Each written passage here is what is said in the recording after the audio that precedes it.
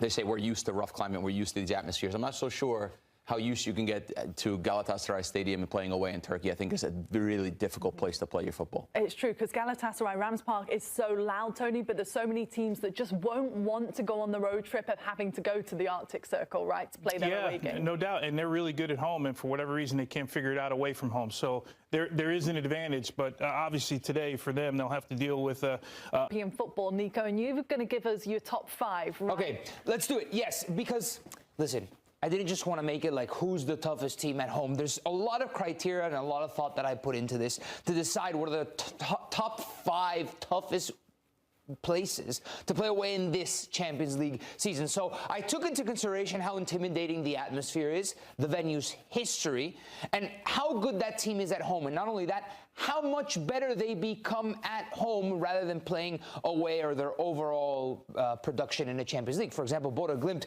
is a really good a team that falls into this criteria because they're so much better at home than they are away. And then how comfortable you would be taking a draw in a second leg to this stadium. So here's my top 5 without further ado, and my 5th team is Galatasaray. I think there is a very unique, magical atmosphere at the Ali Sami Yen. Galatasaray aren't a particularly strong team when you compare them across the best teams in the Champions League, but it is so tough to go to Istanbul, to go to Galatasaray. We've seen Manchester United historically go there and not be able to get the win. Bayern, even a couple of seasons ago, struggled at the Ali Sami Yen, and, well, Liverpool just last match day was really tough for them. So Istanbul there, number 5. So then number 4, I'm actually considering Atletico Madrid. It does go against one of my criteria, which means the history of the stadium. But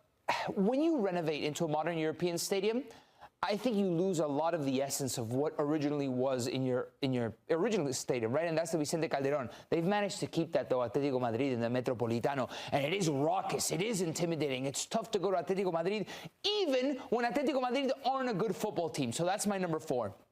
Then my number 3 is Liverpool. Anfield on a European night is something magical. I've been there. There's something in the air with the lights and how the way that they clap, that they get behind the team. Anfield really pushes. And I think obviously that the one prime example is that they came back from 3-0 down against Barcelona on that one. All right.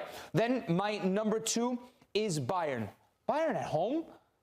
Try to beat Bayern at home on a Champions League night. Very few teams do it. In fact, in the league phase / group phase, they're virtually unbeatable. The last team to beat them in this instance was Manchester City, like 38 games ago. And then number 1, I think it speaks for itself, Santiago Bernabeu. We know about the magic of the Santiago Bernabeu and how many teams have... To what you're saying, how difficult.